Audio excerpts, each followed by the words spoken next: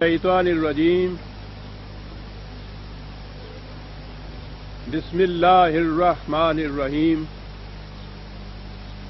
عزیزان من، آج جون 1982 کی 4 تاریخ ہے اور درس قرآن کریم کا آغاز سورہ الحجرات کی آیت 14 سے ہو رہا ہے، 49/14۔ آپ دیکھ رہے ہیں کہ جو ہم آگے بڑھ رہے ہیں اپنے اس قرآنی نصاب میں، اہم سے اہم تر حقائق، ہدایات، احکام، قوانین، تاکیدات سامنے آتی چلی جاتی ہیں۔ آج کی جس آیت سے یہ درس شروع ہو رہا ہے بڑی بنیادی آیت ہے۔ کہا کہ قالت الاعراب آمنا۔ اعراب یہ بدوی عرب جو تھے انہیں کہا کرتے تھے۔ حضری یا شہری تو بہت تھوڑے سے تھے، شہری کون سے تھے وہاں، اور ان میں بہت تھوڑی آبادیاں تھیں، اور باقی ساری آبادی جتنی بھی تھی، اور وہ بھی بڑی سکیٹرڈ آبادی ہوتی تھی، لیکن وہ بہرحال صحرا نورد، خانہ بدوش، بدوی ان پہ مشتمل تھی۔ عام طور پہ انہیں اعراب کہا جاتا تھا۔ تو یہ بھی اسلام کے احاطے میں داخل ہو گئے، ابھی یوں ہی کہیں گے۔ کہا کہ یہ لوگ کہتے ہیں کہ ہم ایمان لے آئے ہیں۔ قل لم تؤمنوا، ان سے کہو کہ نہیں، تم ایمان نہیں لائے۔ کتنی اہم تفریق ہے، تمیز ہے جو دونوں میں کی گئی۔ ہمارے ہاں والی بات ہوتی تو وہ تو یہ ہے کہ کوئی بھی غیر مسلم آتا ہے، مسجد میں بیٹھتا ہے، مولوی صاحب اس کو کلمہ پڑھا دیتے ہیں، 6 کلمے پڑھا دیں، ایمان کی صفت پڑھا دیں، یا 1 آدھ کلمہ ہی صحیح، تو اس کے بعد اس کا نام بدل دیتے ہیں تو وہ مسلمان ہو جاتا ہے، ایمان لے آتا ہے۔ یہاں وہ کہتے ہیں کہ ہم تو ایمان لے آئے، اور ظاہر ہے کہ اس قسم کی کوئی چیز جو اگر ہوگی تو ہوتی ہوگی، لیکن وہ تو ایمان ہی کچھ اور ہوتا تھا۔ وہاں تو جان اور مال بیچنے کے لیے بیعت کی جاتی تھی، اس کا نام ایمان ہوتا تھا۔ لیکن جو کچھ بھی تھا، کہا کہ یہ کہتے ہیں ہم ایمان لائے، ان سے کہو کہ نہیں، تم ایمان نہیں لائے۔ وَلَٰكِنْ قُولُوا أَسْلَمْنَا، تمہیں یہ نہیں کہنا چاہیے کہ ہم ایمان لے آئے ہیں، تمہیں کہنا یہ چاہیے کہ ہم نے اس مملکت کے سامنے سر تسلیم خم کر دیا ہے، سرنڈر کر گئے ہیں، ہم اس کے سامنے جھک گئے ہیں، اس کی اطاعت اختیار کر لی ہے۔ اسلمنا، اب اگر اس اسلمنا سے ہی ہم مسلمان کا لفظ لے لیں تو یوں کہا جائے گا کہ یہ نہ کہو کہ ہم مومن ہو گئے ہیں، یہ کہو کہ ہم مسلمان ہو گئے ہیں۔ کیوں نہیں یہ ایمان کیوں نہیں تم لائے، کیوں نہیں تسلیم کیا جا رہا تمہارا ایمان جو ہے، کیوں کہا جا رہا ہے کہ ایسا مت کہو، تم ایمان نہیں لائے، کیوں کہا جا رہا ہے کہ تم ایمان نہیں لائے؟ اس لیے کہ وَلَمَّا يَدْخُلِ الْإِيمَانُ فِي قُلُوبِكُمْ، ایمان تمہارے دل کی گہرائیوں میں نہیں اترا۔ اب یہ فرق سامنے آ گیا۔ ایک ایمان ہے کہ جو زبان سے اقرار کر لیا جاتا ہے، میں ذرا آگے چل کے بتاؤں گا۔ یوں ہی لفظوں کو دہرانا ہی نہیں، بلکہ اگر سمجھ سوچ کے بھی یہ لفظ دہرا دیے جائیں تو اگلی شرط اگر پوری نہیں ہوتی، ایمان کا دل کی گہرائیوں میں اترنا، اسے قرآن ایمان تسلیم نہیں کرتا۔ اب دیکھنا یہ ہے کہ یہ ایمان کا دل میں اترنا یہ کیا معنی رکھتا ہے، یہ کیسے اترتا ہے، کیسے معلوم ہو کہ یہ دل میں اترا ہے یا نہیں، دوسروں کو کیسے معلوم ہو، خود اس مدعی کو کیسے علم ہو اس کا کہ اس کا ایمان اس کے دل میں اترا ہے یا نہیں۔ اگلے ہی 2 لفظوں میں بات واضح کی۔ قرآن تو اپنے ہر دعوے کو خود ایکسپلین کر دیتا ہے، اس کی وضاحت کر دیتا ہے، اور وہ اس طرح سے کہ وَإِن تُطِيعُوا اللَّهَ وَرَسُولَهُ لَا يَلِتْكُم مِّنْ أَعْمَالِكُمْ شَيْئًا إِنَّ اللَّهَ غَفُورٌ رَحِيمٌ۔ اب یہ اگر اس کے بعد اطاعت کریں گے احکام خداوندی کی تو ان کے اعمال میں کوئی کمی نہیں کی جائے گی. تو یہ ہوگا ثبوت اس چیز کا کہ ایمان دل میں اتر چکا ہے، جب وہ ایمان جس کا اقرار کیا ہے ان کے اعمال سے ظاہر ہو، ان کے اعمال ثبوت دیں اس بات کا کہ انہوں نے اس بات کو تسلیم کیا ہے، پھر وہ دل کی گہرائیوں میں اترا ہوا ہے.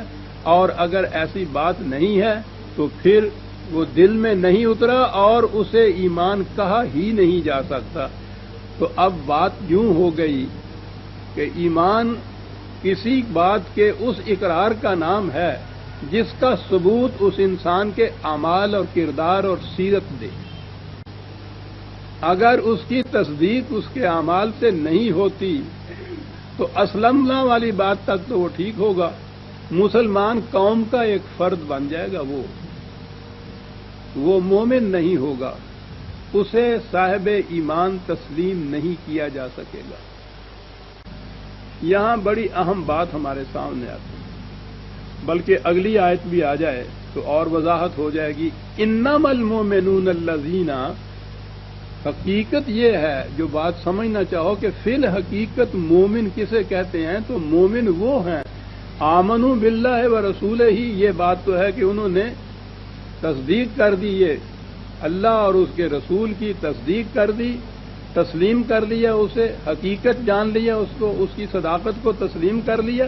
ثم لم یرتابوا، اور ایسے تسلیم کیا کہ ان کے دل میں کسی قسم کا شک اور شبہ باقی نہ رہا.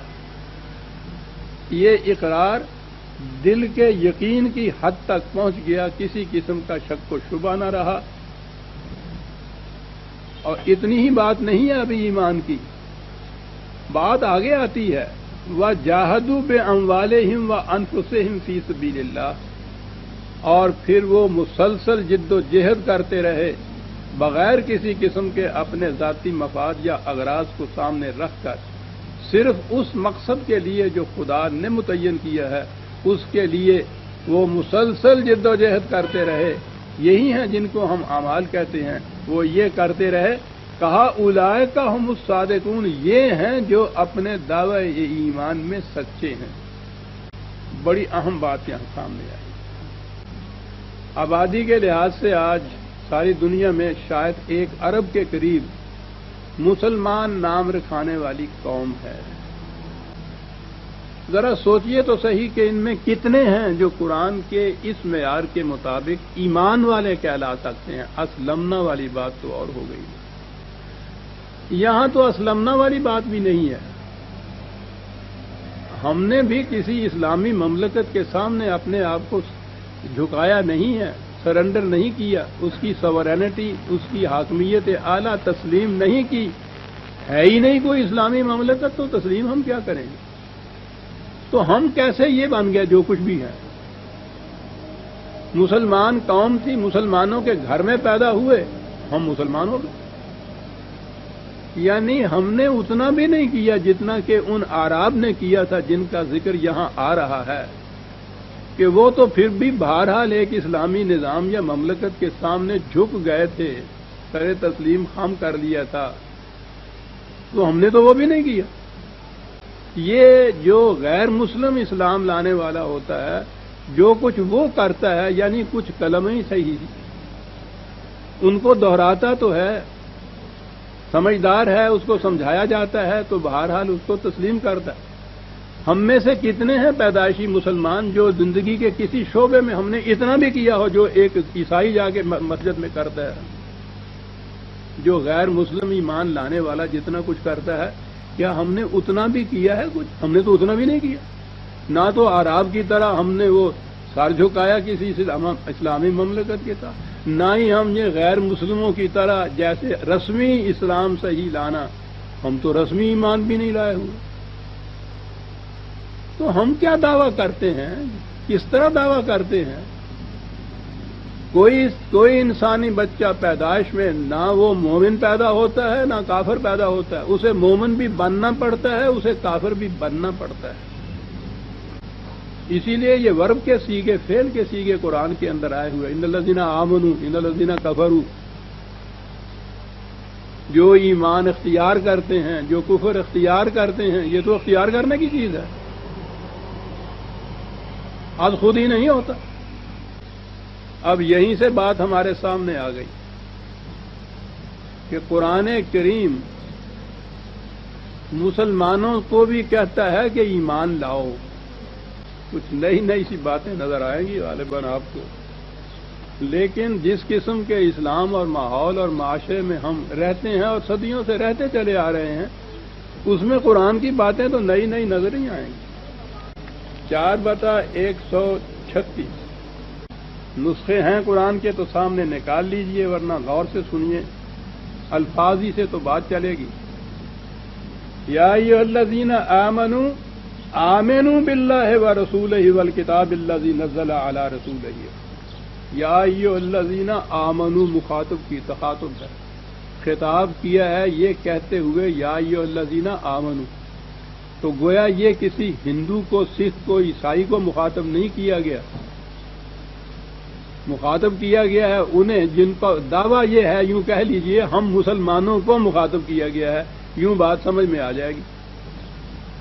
مخاطب کر کے کہا کیا گیا ہے، آمنوا باللہ ورسولہ والکتاب الذی نزل علی رسولہ، اے ایمان والو یوں کہو، اے مسلمانوں یوں کہو، ایمان لاؤ تم اللہ پر، اس کے رسول پر اور اس کتاب پر جو اس نے نازل کی۔ ہم سے کہا جا رہا ہے، یہ کچھ پڑھنے کے بعد بھی کبھی ہم کھڑے ہو کے ہم نے سوچا کہ یا ہمیں کچھ کہہ رہا ہے یہ کہ ایسا کرو، تو کچھ کیا اس کے بعد ہم نے، اس کی بھی تلاوت کر لی ہم نے۔ عزیزان مانو تو کہاں اٹھنے والی بات ہے، یا ایھا الذین آمنوا کہہ کے کہتا ہے آمنوا باللہ ہے۔ 4/136 ایک اور حوالہ، کیونکہ بڑے اہم مقامات ہیں، جتنی زیادہ قرآن کی سند اور تائید ملتی چلی جائے لیتی چلے جانا چاہیے۔ 57/28 57/28 57/28 یا ایھا الذین آمنوا اتقوا اللہ، آمنوا پھر آیا، یا ایھا الذین آمنوا پھر آیا، مخاطب پھر ہم لوگ ہی ہیں، یا وہی جن کو کہا ہے اس نے یا ایھا الذین آمنوا۔ بہرحال ہم جب کہا جائے گا تو ہم مسلمان تو اپنے آپ کو کہیں گے نا، کیا کہا، آمنوا اتقوا اللہ، اب ان قوانین خداوندی کی نگاہ کرو، وآمنوا برسولہ، ایمان لاؤ اس کے رسول کے۔ پھر ہمیں یہ کہا گیا ایمان لاؤ، ہمیں الگ ہی نہیں کہا گیا، دوسروں کے ساتھ، غیر مسلموں کے ساتھ ملا کے کہا گیا۔ یعنی اگر یہ بات یوں کہی جائے، اے عیسائیوں، اے یہودیوں، اے مسلمانوں ایمان لاؤ، تو پھر تو ذہن میں بات بیٹھے گی نا کہ ہمیں کس کیٹیگری کے اندر بریکٹ کیا گیا ہے، کہ ان کے زمرے میں شمار کیا جا رہا ہے، اور یہ دعوت دی جا رہی ہے جیسا انہیں دعوت دی جا رہی ہے ویسی ہمیں دعوت دی جا رہی ہے۔ کم از کم ایک ریفرنس لے لیجئے، 2/62 غالباً، جی ہاں، یہ 2-3 مقام پہ آیا ہوا ہے۔ ان الذین آمنوا والذین ہادوا والنصارى والصابئین، ان الذین آمنوا تو پہلے وہی آیا، سمجھ میں نہیں آتی کہ ان کا ترجمہ کر کے کیا بتائیں وہ لوگ جو ایمان لائے۔ یعنی ہمیں کہا جا رہا ہے کہ مسلمان، یہودی، نصرانی، ستارہ پرست، صابئین، من آمن باللہ والیوم الآخر وعمل صالحا فلہم اجرہم عند ربہم لا خوف علیہم ولا ہم یحزنون، جو بھی ایمان لائے گا ان میں سے اور عمل صالح کرے گا تو اس کا نتیجہ یہ ہوگا۔ ان الذین آمنوا کہا ہے، والذین ہادوا کہا، والنصارى کہا، والصابئین کہا، یہی 3 ہی گروہ تھے اس زمانے میں عرب کے ارد گرد، یہودی، نصرانی اور یہ صابئین جو ستارہ پرست جن کو کہتے تھے، یہی غیر مسلم تھے۔ قریش کو تو مشرکین میں شامل کیا قرآن نے، وہ تو الگ ایک گروہ تھا، یہی تھے اہل کتاب جو مدعی تھے اس بات کے کہ ہم خدا کی کتاب پہ ایمان لائے ہوئے ہیں، انہیں مخاطب کیا اور ساتھ جائیو ان الذین آمنوا بہم کہا، اور کہا کہ من آمن، جو بھی ان میں سے ایمان لائے گا اس کی کیفیت یہ ہوگی۔ عزیزان من، ہمارے ایمان کو تو وہ ایمان تسلیم نہیں کرتا۔ ٹھیک ہے، مسلمان قوم ہے ایک، ایمان کس وقت تسلیم کرتا ہے؟ ابھی جو میں نے عرض کیا، جو اس نے کہا ہے اگر یہ اطاعت کریں گے ان قوانین کی تو پھر بات سمجھی جائے گی کہ ان کی دل کی گہرائیوں میں اترا ہے۔ ابھی کچھ میں نے اور فرق بھی کرنا ہے، یعنی یہ زبانی اقرار جسے ہم کہتے ہیں، میں نے کہا کہ قرآن تو اس کو ایمان تسلیم ہی نہیں کرتا، وہ تو جس اقرار کا مظاہرہ، ثبوت، صداقت اس اقرار کے مطابق عمل کرنا نہ ہو، وہ اسے ایمان نہیں تسلیم کرتا۔ 6/159 6/159 کہتا ہے کہ جب موت آ جائے گی تو اس وقت کسی شخص کا ایمان کام نہیں دے گا جو اس سے پہلے ایمان نہ لایا ہو، موت کو دیکھ کے جب ایمان لائے، کیونکہ موت آنے کے بعد تو عمل کرنے کے لیے پھر وقت نہیں رہتا نا۔ تو اصل چیز تو وہ تھی ایمان کی کہ جس کے مظاہرے کے لیے اس نے عمل کر کے ثبوت دینا تھا، تو جب عمل کے لیے موقع ہی نہیں رہے گا تو وہ جو اس نے ایمان زبان سے دہرا بھی دیے چند الفاظ، تو وہ کہتا ہے یہ ایمان اس کو نفع کچھ نہیں دے گا۔ لا ينفع نفسا ایمانها لم تکن آمنت من قبل، اگلے الفاظ ہیں، او کسبت فی ایمانها خیرا، اور جس نے اپنے ایمان کے ساتھ اعمال صالحہ نہیں کیے ہوں گے اس کا ایمان اسے کچھ نفع نہیں دے گا۔ غور فرمایا آپ نے؟ ایمان کا دل کے اندر اترنا جو ہے، یہ کیوں کہا گیا؟ دل کے اندر اترنا کیوں کہا گیا؟ میں نے کہا تھا نا کہ ایک تو بات یہ ہے ایمان لانا، ان صداقتوں کی تصدیق کرنا، انہیں تسلیم کرنا، یہ کہنا کہ یہ حق ہیں، برحق ہیں، میں اسے تسلیم کرتا ہوں، ایک تو یہ بات ہے۔ اگلی چیز جو ہے اس کی کہ وہ اس کے اعمال و کردار سے ان کا ثبوت ملے جو جن چیزوں کا اس نے اقرار کیا ہے۔ میں نے کہا تھا نا کہ یہاں اور مجھے فرق کرنا ہے، اور فرق یہ کرنا ہے کہ ایک تو یہ ہے کہ آپ نے سینکھیے کے متعلق پوری تحقیق کی، تجزیہ کیا، کیمسٹری پڑھی، حکیموں سے پوچھا، ڈاکٹروں سے پوچھا کہ یہ مہلک ہوتا ہے، آپ کو علم ہو گیا اس بات کا کہ سینکھیا مہلک ہے، علم ہو گیا، اور اس کے بعد آپ نے سینکھیا پھانک لیا۔ یہ علم ہونا آپ کا جو ہے سینکھیے کے مہلک ہونے کے متعلق، اس خالی علم ہونے میں نے تو کوئی کام نہ دیا آپ کو، وہ تو اس کے مطابق کام کریں گے آپ تو پھر وہ فائدہ دے گا نا۔ علم ہونا ضروری ہے۔ اگر آپ کو معلوم ہی نہ ہو کہ یہ جو پسی ہوئی چیز سفید سفید سی رکھی ہے اس شیشی میں وہ ہے کیا، اس کی خصوصیات کیا ہیں، وہ مہلک ہے یا مؤید حیات ہے، اگر آپ کو علم ہی نہ ہو تو آپ لا علمی میں سینکھیا پھانک جائیں گے۔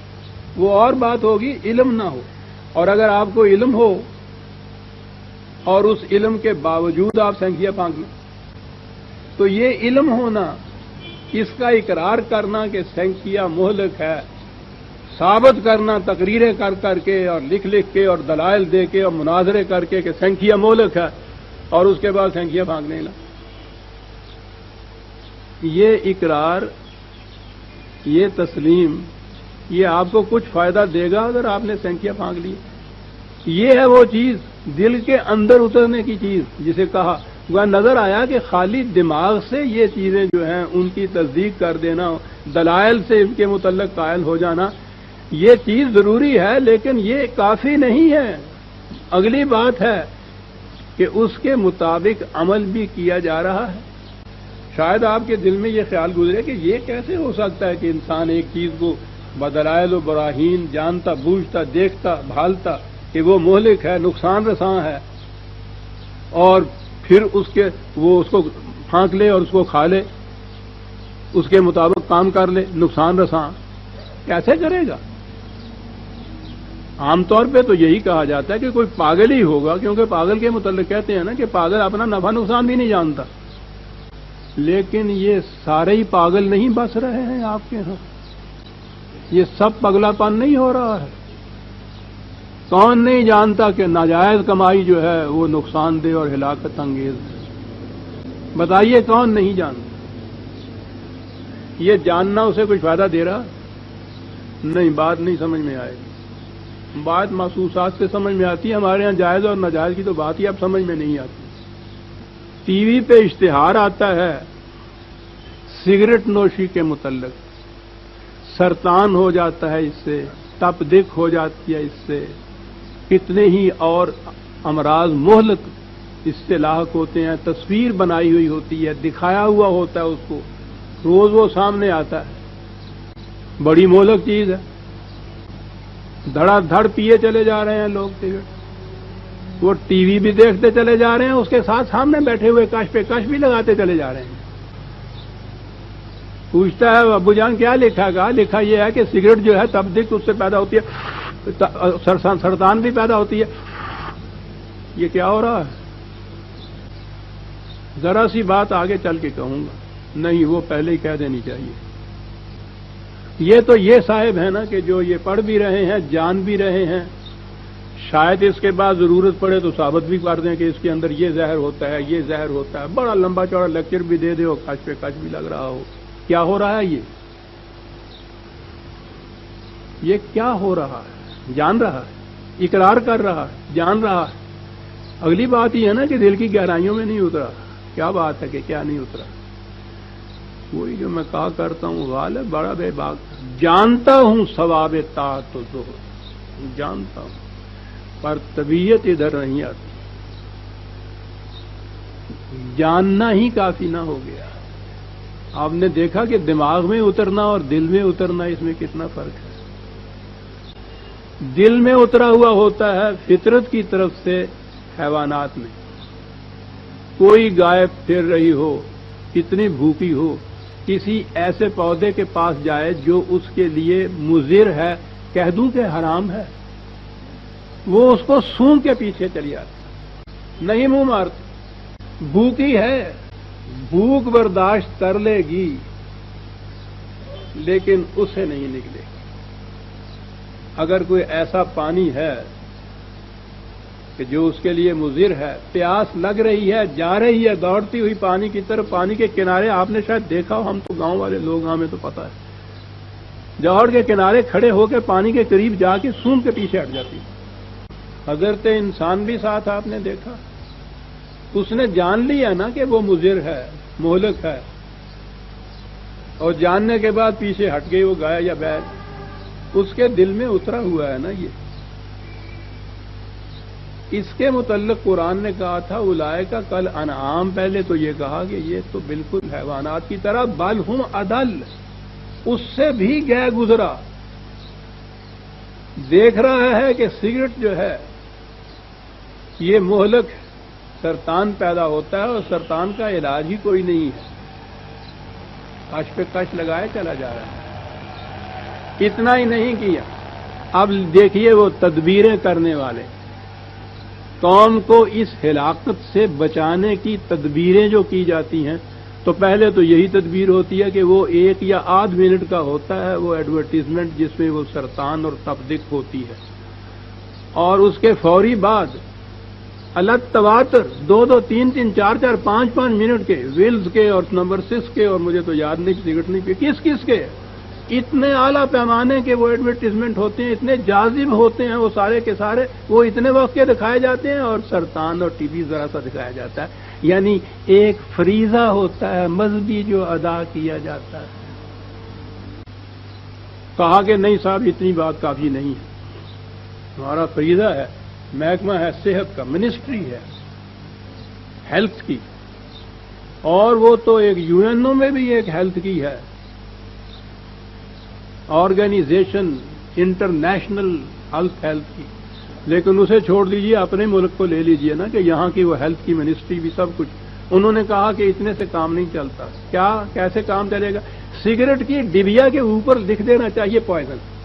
کیا بات، یقینی نہیں کہتا، بس شاید میرا خیال ہے ہر سگریٹ کے اوپر بھی شاید لکھا ہوتا ہے، لیکن وہ بہرحال ڈبیا کے اوپر قانوناً یہ ضروری قرار پا،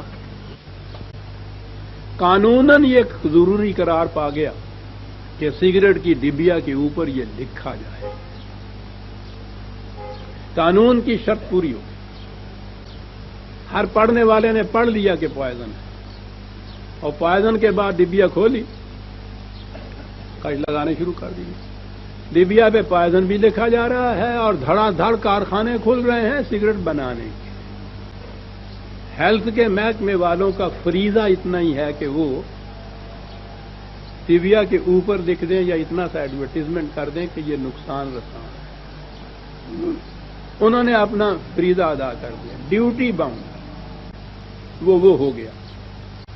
وہ شاید سال کے بعد رپورٹ بھی دیتے ہوں گے کہ اتنی ڈبیوں کے اوپر لکھا گیا، تو وہ تو بڑی خوشائند رپورٹ ہوگی نا کہ صاحب اتنا بڑا کام کیا۔ ہر سگریٹ پینے والے نے ڈبیا کو دیکھ لیا، اس پہ پوائزن لکھا بھی ہوا ہے، اور سگریٹ بنانے والے کارخان چلے جا رہے ہیں، مشینیں چل رہی ہیں، دھڑا دھڑ بن رہے ہیں، بس اتنا ہی ہوا، اس کے اوپر اتنا سا لکھا۔ تو آپ فرمائیے، اگر آج کی اصطلاح میں کہوں کہ وہ ذرا اسلامائزیشن ہو گئی نا، یہ اس کی، وہ جو ڈبیا کے اوپر اتنا لکھ دیا، تو فریضہ پورا ہو گیا نا۔ صحت کی طرف سے جو فریضہ عائد ہوتا تھا اس قوم کی صحت کی طرف سے، وہ پورا ہو گیا کہ اتنا لکھ دیا گیا اس کے اوپر۔ آپ بات سمجھ میں آئی کہ وہ ہم سے کیوں کہہ رہا ہے کہ ایمان لاؤ، اور ایمان کے متعلق کہا ہے کہ ایمان وہ ہے جو دل کی گہرائیوں میں اتر جائے، اور اس کا ثبوت یہ ہے کہ جس چیز سے روکا گیا ہے اس سے رک جاؤ، جو کرنے کو کہا گیا ہے اسے کرو۔ ڈبیا پہ لکھنا نہیں فریضہ۔ الذین مکناہم فی الارض، وہ جن کو صحیح اسلامی مملکت وہ کہتا ہے عطا ہوتی ہے، وہ پھر یامرون بالمعروف ینہون عن المنکر، حکمن روکتے ہیں ہر منکر، حکمن تعمیل کراتے ہیں ہر معروف کی۔ فریضہ یہ ہوتا ہے۔ عزیزان من، مذہب اور دین میں فرق یہ ہے، مذہب میں یہ ہدایات جو ہیں واعظ کی حیثیت اختیار کر دیتی ہیں، ڈبیوں پہ لکھا جاتا ہے، پڑھ دیا جاتا ہے۔ دین میں انہیں عملاً روکا جاتا ہے۔ یہ جو روکنے والی ایک قوت ہے، اتھارٹی ہے، وہ موجود ہو تو دین موجود ہے، اسلام موجود ہے۔ اگر یہ نہیں ہے تو مذہب ہے، اور اس کے بعد جو کہا جائے گا وہ واعظ ہے۔ تمکن فی الارض کا نتیجہ نہیں ہے۔ شاید یاد دہانی کرا دوں تو بات واضح ہو جائے کہ کس چیز کے گم ہو جانے سے دین یا اسلام نہ رہا، اور وہ آج بھی نہیں ہے۔ اس لیے آج بھی آپ کے ہاں 90 کروڑ یا 1 ارب کی آبادی میں کہیں بھی اسلامی نہ نظام ہے نہ مملکت ہے۔ کیا کہا تھا قرآن نے؟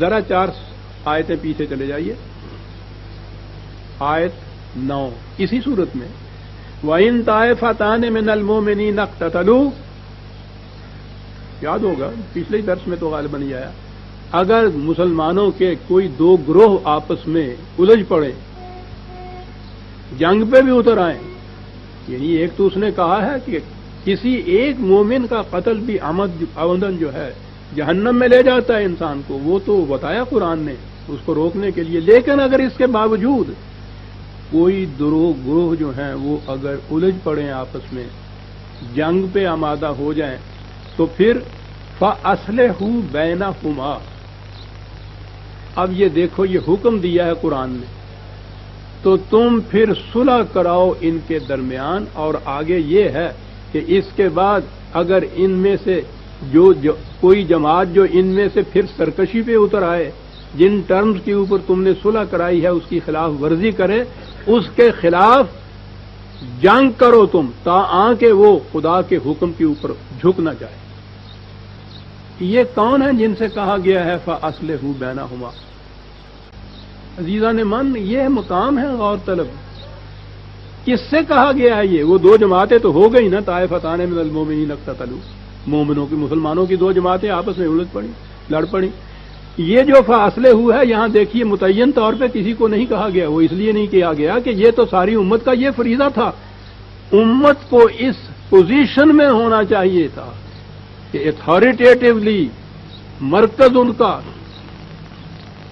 مملکت ان کی، حکومت ان کی، وہ اس پوزیشن میں ہونی چاہیے کہ اگر کہیں ایسی بات ہو گئی ہے فوراً ان کو وہ روک دے، ان میں صلح کرائے.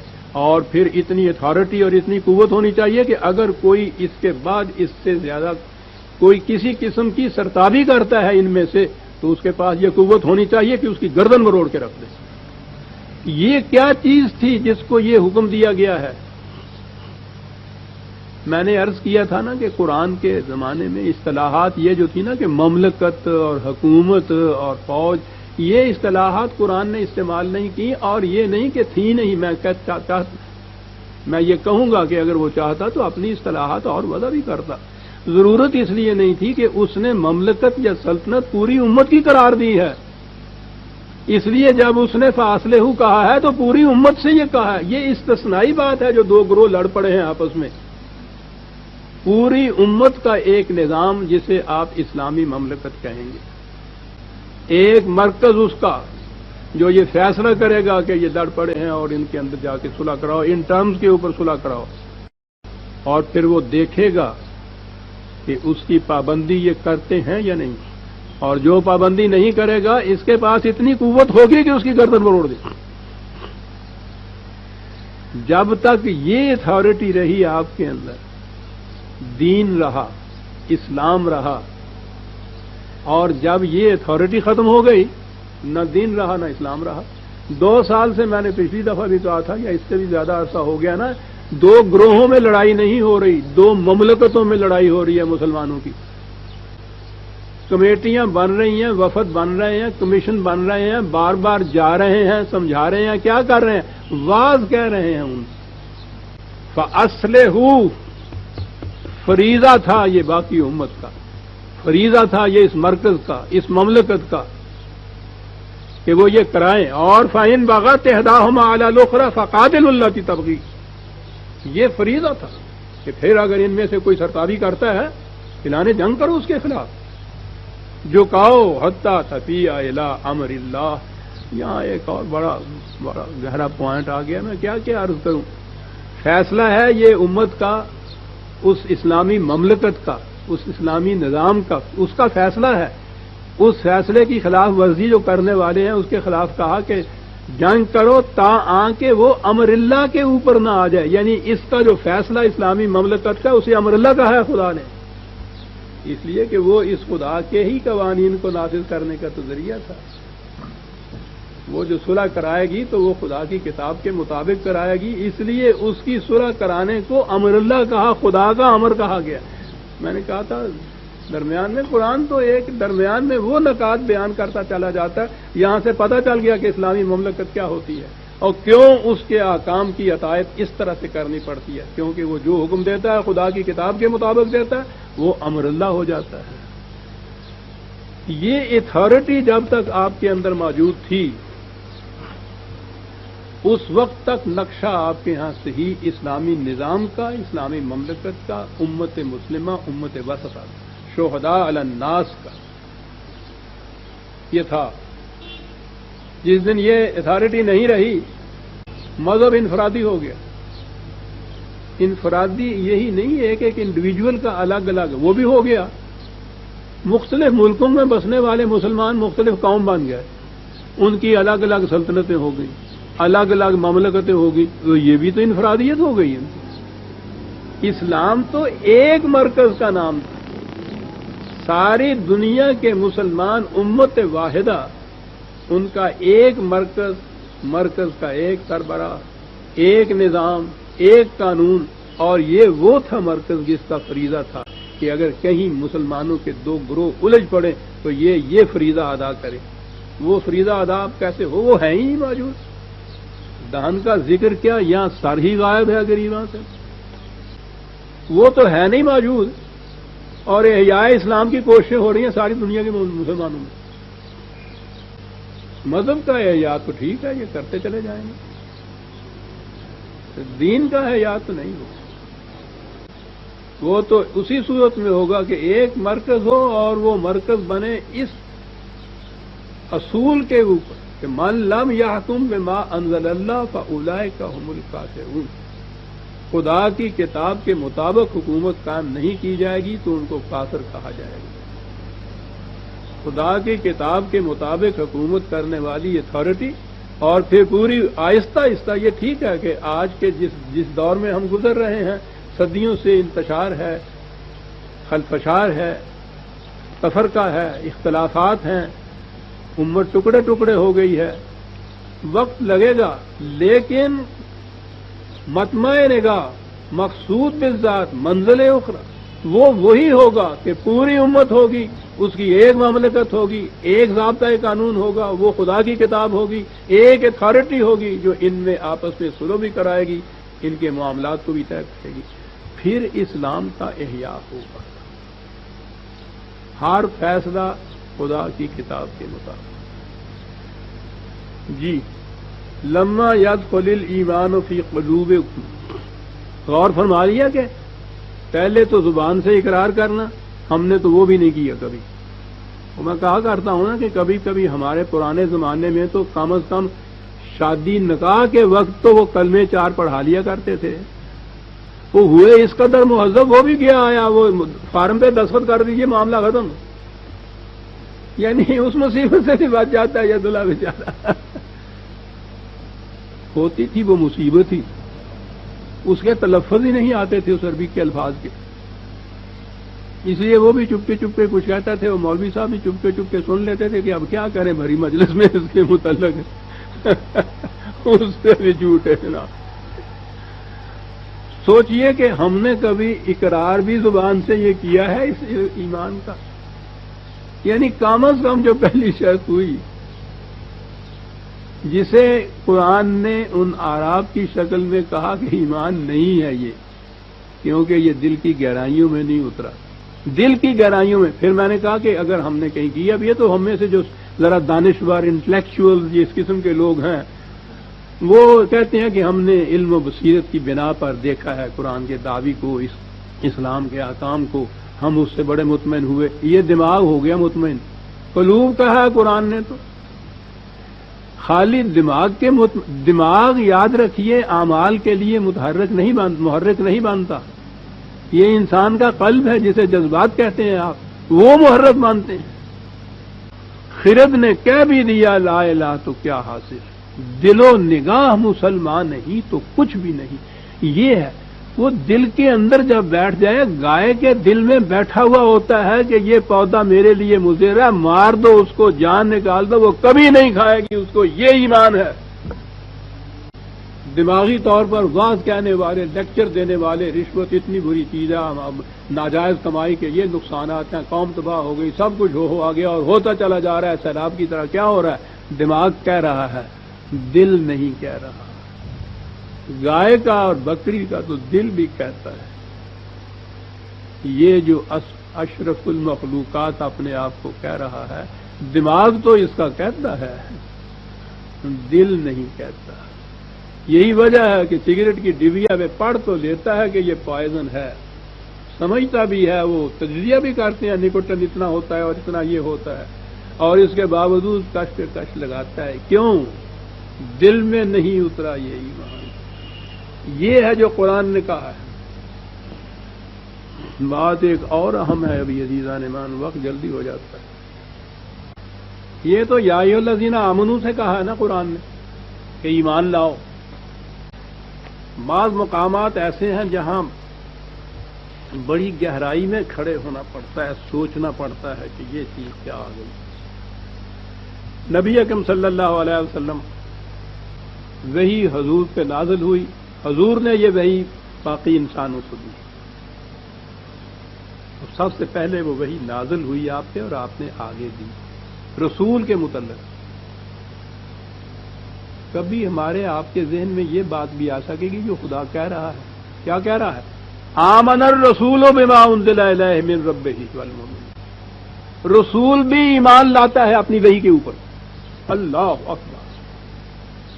کہاں پڑتا ہے آدمی اس مقام میں؟ یہی کہا نہیں گیا؟ ویسے تو خدا کی یہ شہادت بہت بڑی شہادت تھی، اس میں کسی قسم کا شبہ کیا تھا؟ رسول بھی ایمان لاتا ہے اپنی وحی کے اوپر۔ اور دوسرے مقام پہ یہ کہا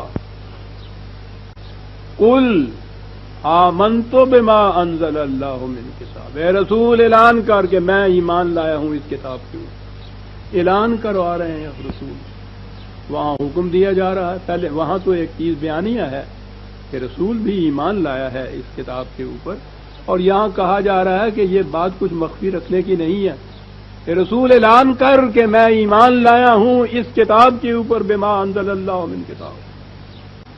رسول ایمان لا رہا۔ ذرا توجہ سے سننا کا موڈ ہوں تو میں عرض کروں گا، کیونکہ یہ بات تو بڑی اہم ہے۔ رسول جو وحی دے رہا ہے ساری دنیا کو، اس کے متعلق پہلے کہا وہ ایمان لاتا ہے، اور کہا کہ اعلان کرو کہ میں ایمان لایا ہوں اس کے اوپر۔ رسول ایمان کیا لاتا ہے؟ رسول پہ وحی نازل ہو، اس وحی کو رسول اللہ صلی اللہ علیہ وسلم نے امت کو دے دیا۔ یہ تو حیثیت ہو گئی رسول اللہ کی، نبوت کی حیثیت جب وحی ملی، رسالت کی حیثیت جب وحی دوسروں کو دے دی۔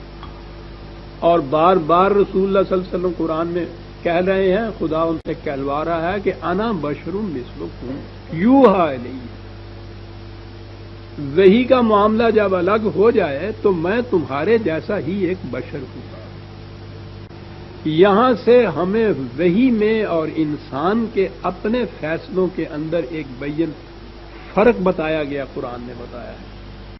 یعنی یہ نہیں، میں کیسے جرأت کر سکتا ہوں یہ کہنے کی کہ یہ واقعہ یہ چیز ہوگی، لیکن قرآن نے بتایا کہ جسے بھی آپ بشر کہتے ہیں وہ اپنی طرف سے کوئی فیصلہ بھی اگر کرے گا تو ہو سکتا ہے کہ اس کے اندر اپنی خواہشات، اپنی تمناؤں کا، اپنے خیالات کا کچھ شائبہ اس میں آ جائے۔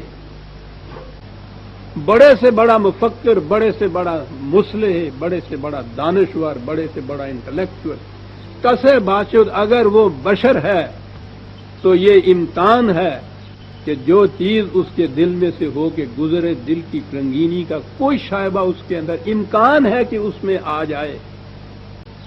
صرف ایک وحی خداوندی ہے کہ جس میں انسانی جذبات کا کوئی شائبہ نہیں ہوتا، وہ جسے انگریزی میں آبجیکٹیولی کہتے ہیں، آبجیکٹیوٹی جسے کہتے ہیں، خارج کی چیز جس میں انسان کے اپنے داخلی جذبات و خیالات اور خواہشات کا کوئی کسی قسم کا عمل دخل رنگ آمیزی نہیں ہوتی، نہیں ہو سکتی تھی، اسے وحی کہتے ہیں۔ انسانوں کے لیے اتباع اور اطاعت کے قابل وہی چیز ہے جس میں کسی انسان کے اپنے خیالات کا دخل نہ ہو۔ رسول کے متعلق جب کہا کہ ما ینطق عن الہویٰ، یہ اپنے خیالات کا اس میں ذرا سا شائبہ بھی نہیں ہوتا، الا ما یوحی۔